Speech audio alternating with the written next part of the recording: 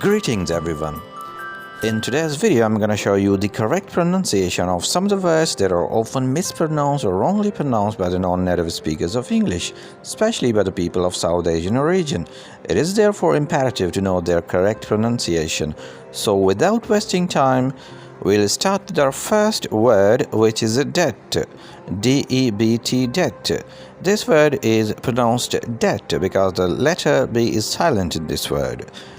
The word debt means something, especially money that is owed to someone else or the state of owing something. In Urdu, it means qarz. The second word that we have today is Alma Mater or Alma Mater.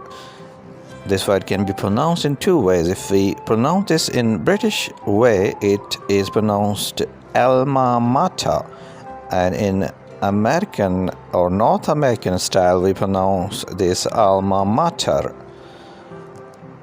The word Alma Mater or Alma Mater means the school, college or university where you studied. In Urdu, it means Madar-e-Ilmi. Our today's word is analogy. The word analogy is pronounced with a ja sound, and it is not analogy, it's analogy. Analogy means a comparison between things that have similar features, often used to help explain a principle or idea. Our fourth word today is the word food. F-O-O-D, food. This word should never be pronounced food, as some people pronounce this. Food means something that living things eat or plants absorb to keep them alive. The fifth word of the day is asthma or asthma. Again, this word can be pronounced in two ways. In British English, it is pronounced asthma, and in American English, it is pronounced asthma. Asthma is a medical condition that makes breathing difficult by causing the air passages to become narrow or blocked. Our sixth word is the word heart. Again, this can be pronounced in two ways. It can be pronounced heart in British English and heart in American English. Heart, as we all know, is the organ in your chest that sends the blood around your body. Our next word is breakfast. Breakfast, as we all know, is the morning meal. This word should not be pronounced breakfast. It is a breakfast. Moving on to our next word, which is plumber or plumber. This word is pronounced plumber or plumber because the letter B is silent in this word. If we pronounce this in British English, it is plumber, and in American English, it is plumber. Plumber means a person whose job is to supply and connect or repair water pipes, baths, toilets, etc. Our next word is bury. B-U-R-Y. This word is pronounced bury and not bury. Bury means to put a dead body into the ground, and in Urdu it means dafan karna. Connected to this word is our next word, which is burial. B-U-R-I-A-L, burial. In the same way, this word should not be pronounced burial, it is a burial. The next word we have is question. Question. This word ends with a cha sound. Chan. Question. It is not question or question. Question, as we all know, is a sentence or phrase to find out information. question in Urdu means sawal.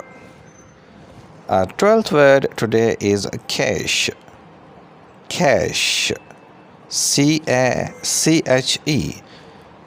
This word has two possible meanings.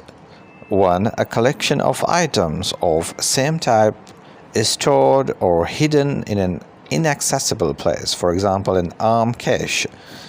This word is also used in computing, where it means an auxiliary memory from which high-speed retrieval is possible.